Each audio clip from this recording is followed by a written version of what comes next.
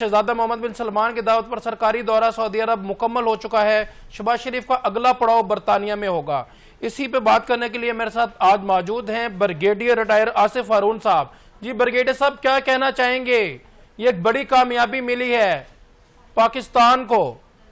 जी अल्हम्दुलिल्लाह, ये मेरे नज़र में तो एक बहुत बड़ा एक वाक़या हुआ है, जिसका कि मेरा ख्याल है कि बहुत अरसे से ये इस्लामिक वर्ल्ड जो है, मुस्लिम उम्मा जो है, वो एक हाउस डिवाइडेड है। ये कब जो है एक प्लेटफॉर्म पे आएंगे, कब इनमें यकजहती होगी और कब इनमें आपस में जो है एक मुश्तरका कोई डिफेंस का अमल होगा। तो उसकी शुरुआत जो है, ये जो कल जो ये मायदा साइन हुआ है, वो उससे हो चुकी हुई है। अब ये जिस तरीके से उनको जो ये प्रोटोकॉल कल मिला है प्राइम मिनिस्टर शहबाज शरीफ को और जो हमारे फील्ड मार्शल हैं आसिम मुनीर, मेरा ख्याल है ये तारीखी है।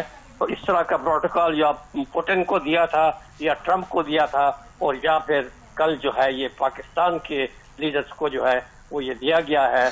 और बड़े खुशियां मनाई जा रही हैं पूरी जो है सऊदी अरब में भी और पाकिस्तान में भी, क्योंकि ये एक छोटा वाक़या नहीं है। देरीना ताल्लुकात हैं, हर किस्म के हैं, जो रिलीजियस भी हैं, इकोनॉमिक भी हैं, डिफेंस और कल्चरल भी हैं और बेहतरीन रहे हैं। लेकिन उसमें भी आपने देखा कि ऊंच नीच आती रही, और फिर ये भी एक वक्त आ गया था कि पूरा जो अरब वर्ल्ड है उसका झुकाव जो था वो इंडिया की तरफ चला गया था। और फिर हमने ये देखा था कि पूरे जो जीसीसी स्टेट्स हैं वो अमेरिका की गिरफ्त में आ चुके हुए हैं और उनके ऊपर वो डिपेंडेंट हो चुके हैं। और फिर हमने ये भी देखा कि उन्होंने यके बाद दीगरे इजराइल के साथ जो है ना अपने जो है ना ताल्लुकात अस्तवार करने शुरू कर दिए और उसको रिकग्नाइज करना शुरू किया। ये जो शुरुआत उसकी जो है ना अब्राहम अकॉर्ड से शुरू हुई थी और वो जारी थी, और उन्होंने फलस्तीन का जो इशू है उसको बिल्कुल पसे पुष्ट ये कर दिया था।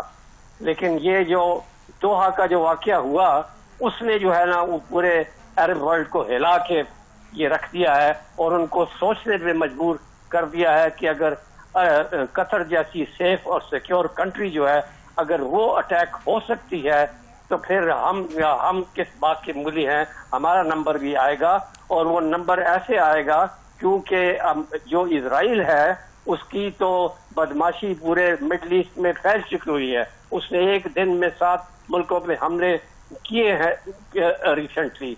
वो वहाँ की जो बर्बरियत है और जेनोसाइडल वॉर है वो बंद नहीं कर रहा, किसी की ये नहीं सुन रहा। उसने नक्शा इशू कर दिया है ग्रेटर इसराइल का, उसने जो है ना अपना बयान जारी कर दिया है। उस ग्रेटर इसराइल में ये तमाम ममालिक जो हैं उसमें ये शामिल हैं।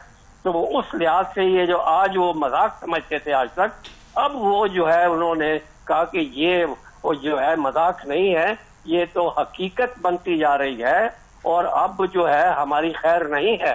इस पे ब्रिगेडियर साहब, इसमें जो है फील्ड मार्शल सैयद आसिम मुनीर साहब का वाइटर रोल है, मेजर रोल है। उन्होंने इस कॉन्ट्रैक्ट को जो है अमल दरामद कराने में, इसको साइन करवाने में, इसको अमली जमा पहनाने में कलीदी किरदार अदा किया। क्या कहेंगे इस पे? नहीं जी, बिल्कुल इसमें तो कोई शक शुबे की बात नहीं है। मेरी नजर में जो ये तमाम जो रीजनल और ग्लोबल डायनेमिक्स की जो तब्दीली हुई है, वो जो वाकया हुआ है, वो पहले हमारी 4 दिन की जंग जो इंडिया के साथ हुई, उसने जो है ये सारी चेंज ये लेके आई है। उससे जो है ये पाकिस्तान की प्रेस्टीज जो है ना आसमान पे ये पहुंची है। और ना ये कि अमेरिका, रशिया, चाइना, पूरा मिडल ईस्ट और बाकी जितने भी लोग हैं वो सब जो है तारीफ करते हैं।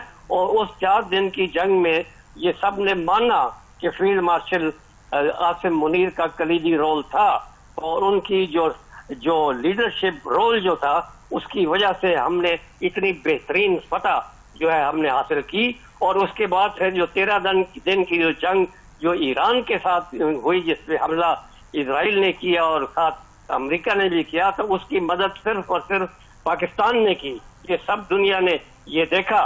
और फिर जब दोहा के ऊपर अटैक हुआ तो सबसे पहला प्राइम मिनिस्टर जो है ये पाकिस्तान का जो है ये वहां ये पहुंचा। और ये पाकिस्तान ही है जिसने कि فلسطین کے اوپر بھی جو ہے قائد اعظم کے وقت سے لے کے آج تک ایک پرنسپل سٹینڈ جو ہے وہ رکھا ہے اور اس پہ وہ قائم ہے.